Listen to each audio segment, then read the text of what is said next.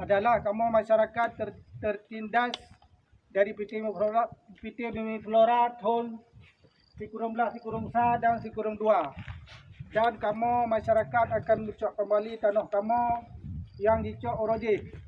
Ini adalah masjid kamu yang ditinggal oleh masyarakat dusun Sukajadi Sa, Sukajadi 2. Orangnya kamu nak di depan masjid.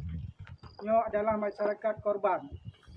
Demikianlah yang kamu sampaikan kepada Bupati Aceh Timur dan dewan-dewan kamu yang terpilih berusaha. Kamu harapkan tanah kamu yang akan dicok di Bumi Flora dikembalikan kepada kamu. Demikianlah yang kamu harapkan kepada drone Bandung yang pemerintah Aceh Timur. Kamu harap kamunya cukup hat sensaraka dari tahun Sikurung Belah, Sikurung 2 dan sampai umhat tanah kamu macam dipakai di PT Flora. Mereka bersenang-senang dan berpostaria dengan harta-harta dahan kamu. Bukan itu lah adik. Demikianlah yang kamu harapkan kepada Bupati Aceh Timur. Kamu asyik dengan bersalam. Assalamualaikum warahmatullahi wabarakatuh. Waalaikumsalam. Bahasa Aceh adalah sebuah bahasa sebagai identiti. Menyatanya hana tak pegah bahasa Aceh. Berarti tanya hana bangsa, hana bahasa dan hana negara. Menyana bahasa tentai na nanggro na negara. Jika kamu tinggal di Denmark, masyarakat Denmark ini, waktu kamu jo ane bak sikula, itanya, nak pegah bahasa mak ke di rumah? Anju pegah kah bahasa dan di rumah ngane itu? Di rumah kah pegah bahasa kah? Bahasa Aceh. Tapi jino realita di tahu di nanggro bertanya kedua hana dipegah bahasa Aceh.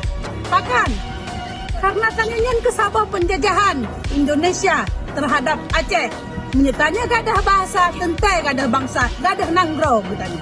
Merdeka.